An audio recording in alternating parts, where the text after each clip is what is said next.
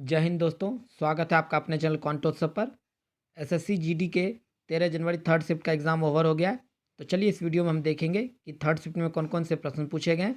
लेकिन इससे पहले अगर आप हमारे चैनल पर नए हैं तो चैनल को सब्सक्राइब करके बेल आइकन को प्रेस कर लें ताकि मेरे नए वीडियो के नोटिफिकेशन आपको मिलते रहे। और अगर आपको इस वीडियो की PDF चाहिए तो आप हमारे टेलीग्राम चैनल से जुड़ सकते हैं। हमारा टेलीग्राम चैनल है कॉन्टोत्सव ऑफिशियल। तो चलिए बिना देरी के वीडियो को शुरू करते हैं। देखिए, पहला प्रश्न पूछा गया था कि अल्कीन का फॉर्मूला क्या होता है। तो आइए हम लोग तीनों को देखते हैं कि अल्केन का फॉर्मूला होता है CnH2n+2, अल्कीन का होता है CnH2n और अल्काइन का होता है CnH2n-2। तो हमारा आंसर हो जाएगा अल्कीन का CnH2n। देखिए, अल्केन जो होता है ये सिंगल बॉन्ड होता है, अल्कीन जो होता है ये डबल बॉन्ड होता है एंड अल्काइन जो होता है ये ट्रिपल बॉन्ड होता है। ये फैक्ट भी आपको ध्यान में रखना है। देखिए, दूसरा प्रश्न पूछा गया था कि मौलिक कर्तव्य कब जोड़ा गया। तो आप जानते हैं कि जब हमारा संविधान बना था उसमें मौलिक कर्तव्य निहित नहीं था। मौलिक कर्तव्य जो है आपको 42वें संविधान संशोधन 1976 के अंतर्गत संविधान में जोड़ा गया और यह प्रावधान कहाँ से लिया गया? रूस से लिया गया। एवं किस समिति के अनुशंसा पर? तो स्वर्ण सिंह समिति की अनुशंसा पर। शुरुआत में मौलिक अधिकार 10 ही थे, लेकिन बाद में 11वां जोड़ा गया जो आपको 86 संविधान संशोधन 2002 के अंतर्गत जोड़ा गया। तो देखिए, कुछ स्टूडेंट के द्वारा भेजे गए हैं कि जो आपका 11वां था वो कब जोड़ा गया, और किसी स्टूडेंट के द्वारा भेजेंगे कि शुरू के जो 10 थे वो कब जोड़े गए। तो यहाँ से आप देख सकते हैं कि जो भी क्वेश्चन पूछा गया हो आपको सारे फैक्ट यहाँ से जानकारी मिल गए। तो चलिए अगले प्रश्न की ओर बढ़ते हैं। देखिए, अगला प्रश्न पूछा गया था कि खाद्य प्रसंस्करण मंत्री कौन है। तो ये है कौन है? पशुपति कुमार पारस। तो ये भी आपको ध्यान में रखना है। देखिए, अगला प्रश्न पूछा गया था कि आपको देखिए क्वेश्चन कुछ इस तरह से था कि निम्न में से कौन लाल बाल पाल से संबंधित नहीं है या फिर है। जो भी दिया हो चलिए हम लोग देखने लगते हैं। लाल मतलब होता है लाला लाजपत राय, बाल मीन्स बाल गंगाधर तिलक एंड पाल मतलब बिपिन चंद्र पॉल। इन तीनों को सामूहिक रूप से लाल बाल पाल के नाम से संबोधित किया जाता है।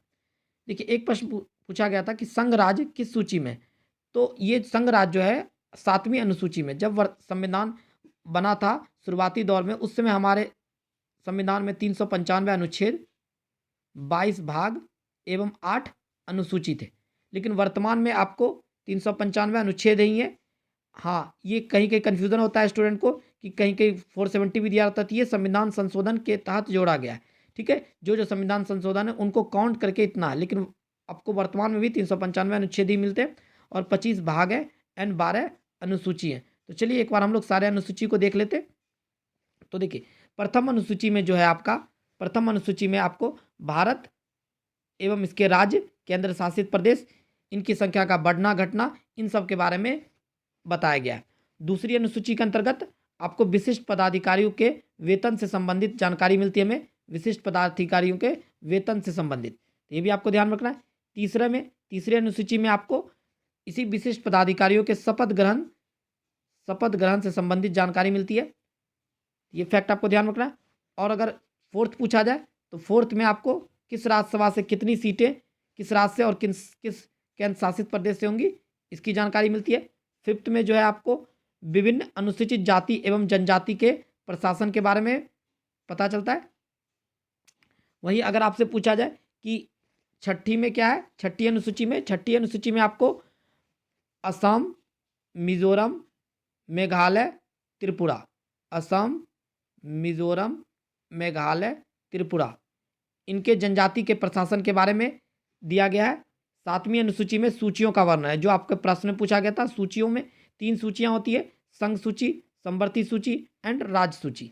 ये फैक्ट भी आपको ध्यान रखना। और लास्ट है 8वीं अनुसूची। तो 8वीं अनुसूची में भाषा का वर्णन है। पहले 14 भाषा थी और बाद में बढ़ के अब कितनी हो गई है? 22 भाषा। तो ये सारे फैक्ट आपको ध्यान रखने। देखिए, एक प्रश्न पूछा गया था आपको कि चांगलो नृत्य किस राज्य के जनजाति द्वारा मनाया जाता है। तो चांगलो नृत्य जो है आपको नागालैंड की जनजाति होती है, चांग जनजाति, जिनके द्वारा ये मनाया जाता है। देखिए, मुख्यतः नागालैंड में आपको 16 जनजातियों का वर्णन मिलता है, जिसमें से कुछ प्रमुख में है चांग हो गया, नूरालिम हो गया, खैवा हो गया। इनसे काफ़ी तरह क्वेश्चन पूछे जाते हैं, तो ये आपको ध्यान में रखना है। देखिए, एक हिंदी के प्रश्न भी मिले कि बालू से तेल निकालना का मुहावरा क्या होता है। इसका अर्थ होता है असंभव कार्य करके दिखाना, यानी कोई बहुत ही टफ काम है उसको आपने कर दिया तो उसको हम लोग कहते हैं बालू से तेल निकालना। एक देखिए और आया था कि अंगूठा दिखाना मुहावरा का अर्थ क्या होता है। इसका अर्थ होता है इनकार करना, यानी जब हम किसी के कोई काम करने से इनकार करते हैं तो उसे हम लोग कहते हैं अंगूठा दिखाना। ठीक है, एक प्रश्न पूछा गया था कि जो दक्षिण एशियाई खेल है 2019 का वो कहाँ हुआ था, तो यह आपको नेपाल के काठमांडू और पोखरा और जनकपुर में हुआ था। इसके शुभंकर का क्या नाम था, इसके शुभंकर का नाम था ब्लैक बक। देखिए आपसे ये भी पूछा जा सकता है कि जो अगला होगा यानी 40th दक्षिण एशियाई खेल जो होगा ये कहाँ होगा, ये आपको होगा पाकिस्तान में, पाकिस्तान में, ये ध्यान में रखना है आपको। और ये कब होगा, 2023 में। ये सारे फैक्ट आपको ध्यान में रखना है क्योंकि देखिए क्वेश्चन बहुत ही रिपीट हो रहे हैं। एक प्रश्न पूछा गया था कि स्टार्टअप इंडिया कब शुरू हुई थी, यह हुआ था 16 जनवरी 2016 को। ठीक है, इसका उद्घाटन किसने किया था, वित्त मंत्री अरुण जेटली ने। ये सारे फैक्ट आपको ध्यान रखने। देखिए एक प्रश्न पूछा गया था, ये बहुत ही यूनिक क्वेश्चन था कि 14 देवताओं की पूजा किस त्योहार में मनाई जाती है। यह एक खर्ची पूजा होती है जो अगरतला में होती है। ठीक है, वहाँ इस पूजे में 14 देवताओं की पूजा की जाती है। तो दोस्तों ये आपको सेकंड शिफ्ट का था, तो इतने ही प्रश्न हमें मिले हैं इस शिफ्ट में। अगर आपका भी इस शिफ्ट में एग्जाम हो तो आप हमें कमेंट करके जरूर बताइएगा कि कौन कौन से प्रश्न आए, ताकि मैं उसे पीडीएफ में ऐड कर पाऊँ। हाँ देखिए दोस्तों, एक क्वेश्चन ये भी आया था कि भारत जो है एशिया के किस दिशा में, तो ये आपको दक्षिण दिशा में, ये भी आपको ध्यान में रखना है, दक्षिण दिशा में। तो चलिए दोस्तों मिलते हैं अगले वीडियो में, तब तक के लिए जय हिंद जय भारत।